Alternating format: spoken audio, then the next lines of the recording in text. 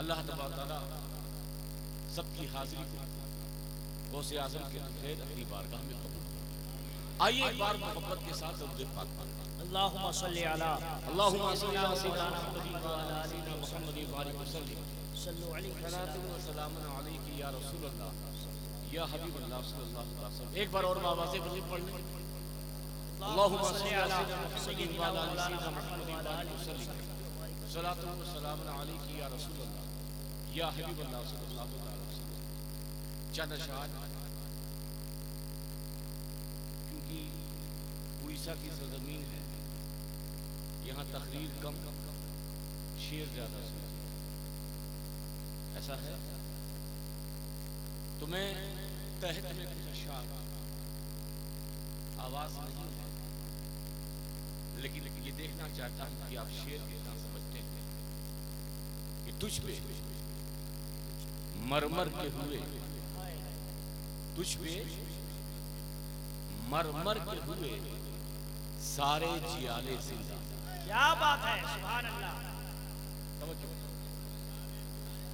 تجھ پہ مرمر کے ہوئے سارے جیالے زندہ، یا رسول اللہ تو بھی زندہ ہے، میرے آقا تو بھی تیرے چاہنے والے زندہ۔ تجھ پہ مرمر کے ہوئے سارے جیالے زندہ، تو بھی زندہ ہے، تیرے چاہنے والے۔ یہاں پہ جتنے بھی زندہ بیٹھے ہیں بولنے سبحان اللہ۔ اور یہ شعر سنیے کہ آتش عشق میں یوں خود کو جلا لے زندہ، آتش عشق میں یوں خود کو جلا لے زندہ، مر بھی جائیں تو رہیں تیرے اجالے زندہ۔ سبحان اللہ، سبحان اللہ، سبحان اللہ۔ آتش عشق میں یوں خود کو جلا لے زندہ، مر بھی جائیں تو رہیں تیرے اجالے زندہ۔ ان کے ساتھ یوں تو کہنے کو ہر ایک شخص ہی زندہ ہے، کیا بات ہے، یوں تو کہنے کو ہر ایک شخص ہی زندہ ہے، مگر زندہ بس وہ ہے جو ایمان بچا لے زندہ۔ کیا بات ہے، سبحان اللہ۔ زندہ بس وہ ہے جو ایمان بچا لے بچا لے زندہ، اور آپ کے ذکر سے ہر روح کو ملتی ہے غذا، آپ کے ذکر سے ہر روح کو ملتی ہے غذا، جیسے انسان کو رکھتے ہیں نوالے زندہ، سبحان اللہ۔ جیسے انسان کو رکھتے ہیں نوالے زندہ۔ یہ شعر عقیدت کا بھی اور عقیدے کا بھی ہے کہ بعد مرنے کے تو ہوگی ہی زیارت، لیکن مرنے کے بعد کس کی زیارت ہوگی؟ بولیں آقا، بعد مرنے کے تو ہوگی ہی زیارت، لیکن ہم کو ایک بار مدینے میں بلا لے زندہ۔ کیا بات ہے، نعرہ تکبیر، نعرہ رسالت۔ یہ شعر اتنے اشعار ان شعر کے لیے کہتے ہوئے کل بھی تھے، آپ میرے ساتھ بولیے، کل بھی، آگے سے لے کے پیچھے تک بولے، کل بھی آج بھی ہیں، کل بھی تھے آج بھی اور کل بھی رہیں گے یوں ہی۔ کل بھی تھے آج بھی ہیں، کل بھی رہیں گے یوں ہی، فاطمہ زہرا کی آغوش کے پالے زندہ، فاطمہ زہرا کی آغوش کے پالے زندہ۔ اگر آپ شعر نہ سمجھ پائیں تو میں اس کی مختصر تشریح کر دوں کہ یزید نے سمجھا، شیطان نے سمجھا کہ حسین کے گلے پہ چھری چلے گی تو حسین ختم، حسین کا خاندان ختم، مگر یزید کو پتا نہیں تھا کہ گلے حسین کے گلے پہ چھری چل تو رہی ہے، مگر یہ خاندان نبوت ہے، حسین رہے یا نہ رہے مگر حسین کی اولاد امام زین العابدین کی شکل میں زندہ ہوگی، امام باقر کی شکل میں زندہ ہوگی، امام جعفر صادق کی شکل میں زندہ ہوگی، امام موسیٰ کاظم کی شکل میں زندہ ہوگی، امام علی رضا کی شکل میں زندہ ہوگی، امام تقی کی شکل میں زندہ ہوگی، امام نقی کی شکل میں زندہ ہوگی، امام حسن عسکری کی شکل میں زندہ ہوگی، ارے بغداد میں غوث اعظم کی شکل میں زندہ، اجمیر میں خواجہ اجمیری کی شکل میں زندہ، دہلی میں حضرت محبوب الہی کی شکل میں زندہ، کلیر میں ثابت کلیری کی شکل میں زندہ، دیوا میں وارث دیوا کی شکل میں زندہ، نارارا میں شہاب البرکات کی شکل میں زندہ، کشوچے میں مقدوم سنہ کی شکل میں زندہ، بدرک میں سرکار ملت کی شکل میں زندہ۔ یاد رکھو جب تک یہ کائنات ہے، جب تک یہ زمین کا ذرہ ذرہ ہے، مصطفیٰ کا خاندان باقی رہے گا۔ سلام بے شک سبحان اللہ۔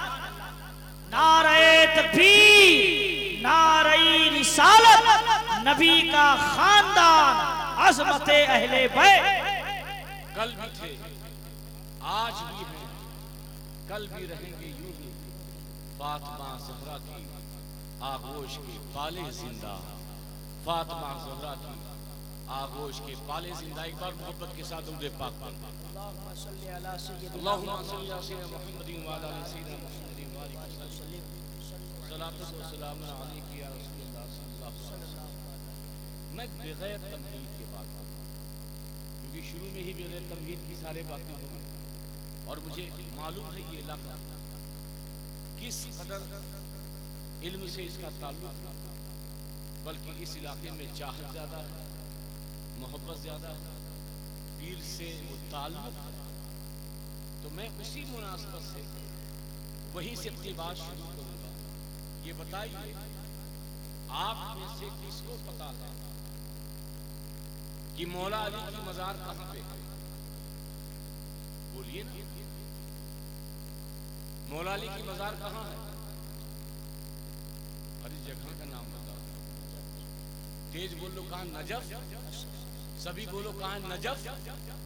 کہاں پہ ہے نجف؟ مگر مولا علی کی مزار جو آج نجف اشرف میں ہے، یہ آپ کے انتقال کے 250 سال بعد آپ کی مزار کا پتہ چلا، اتفاق سے ایسے مقام پر پہنچا، ایک ایسی جگہ پر پہنچا کہ سامنے ہرن تھا۔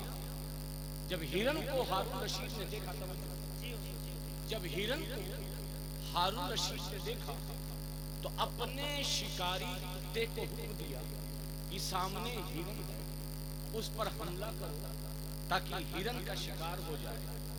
مگر شکاری کتے نے جب ہرن کو دیکھا، مگر وہ شکاری کتا ہل نہیں رہا، شکاری کتا حملہ نہیں کر رہا ہے، شکاری کتا شکار کے ہوتے ہوئے بھی اس شکار پر حملہ نہیں کر رہا ہے۔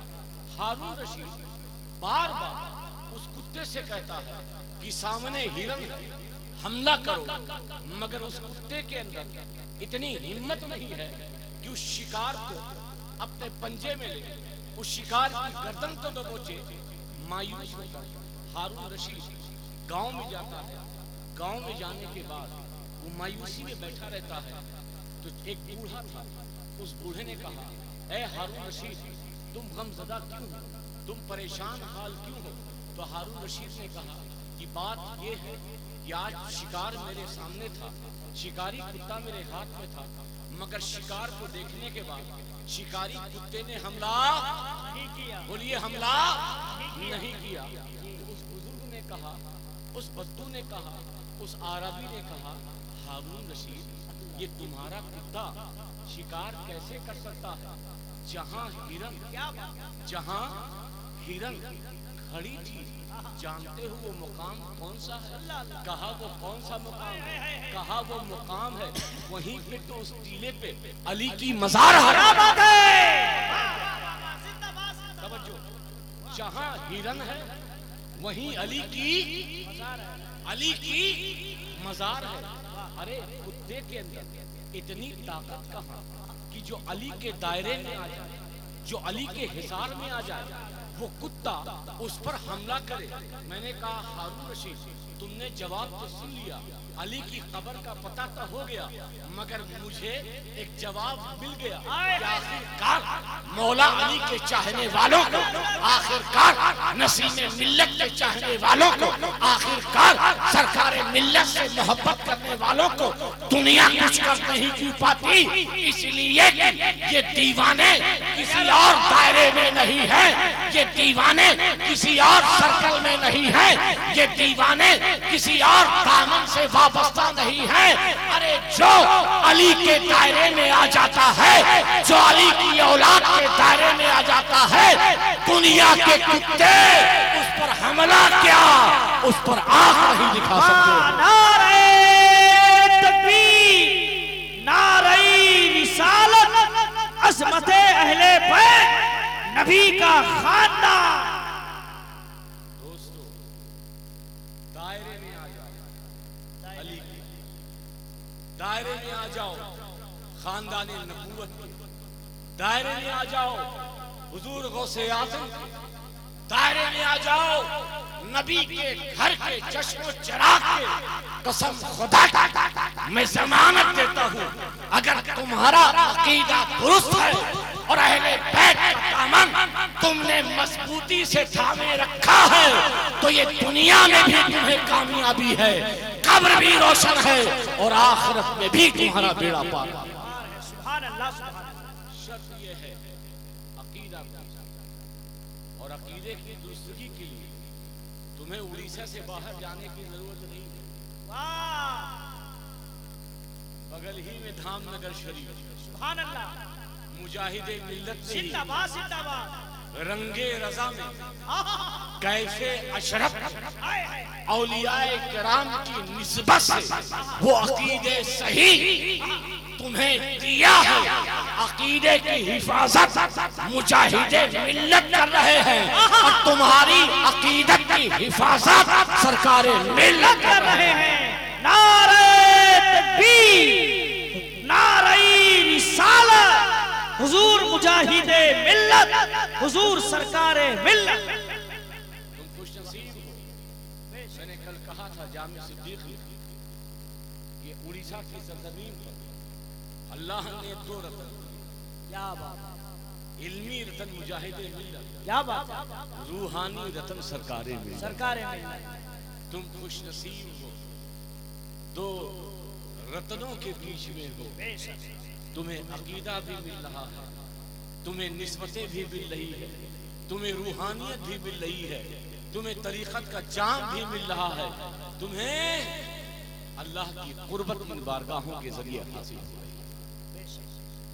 آپ خوش نصیب. اور یہ بارگاہ کسی شاعر نے کہا کہ جن کو خانقاہوں سے تربیت نہیں ملی, جن کو خانقاہوں سے تربیت ملی. سن رہے ہو, سن رہے ہو, جن کو خانقاہوں سے تربیت نہیں ملتی, در بدر بھٹکتے ہیں, شہریت نہیں ملتی. جن کو خانقاہوں سے تربیت نہیں ملتی, در بدر بھٹکتے ہیں, شہریت نہیں ملتی. ارے شجرہ ہم نے دیکھا ہے دشمنان حیدر کا, سو گئے تھے. شجرہ ہم نے دیکھا ہے دشمنان حیدر کا, ماں کا نام ملتا ہے ولدیت نہیں ملتی. اہل بیت سے محبت یہ پہچان ہے تمہارے حلالی نسب. ایک واقعہ, ایک بزرگ کی کتاب ہے, توجہ کیونکہ یہ موقع وہی ہے ہمارے اس جلسے کے روح رواں جو مجھے بتایا گیا. ہمارے ضیاء بھائی ضیاء خان صاحب پر بیٹھے ہوئے کہ بہت انتظام ہے ان کا, بہت اچھے طریقے سے بلکہ پورا انتظام وہ کرتے ہیں. مجھے یہی بتایا گیا اور کئی سالوں سے یہ جلسے کا انعقاد کرتے ہیں, اور کئی جلسے اس علاقے میں ہوتے ہیں، کوئی یہ صدر کوئی وہ صدر، مگر ضیاء الخان کا پورا تعاون ہوتا ہے، اور تعاون کیوں نہ ہو، کیونکہ نصیب ملت کا جو فیضان ان کے اوپر ہے۔ سبحان اللہ سبحان اللہ۔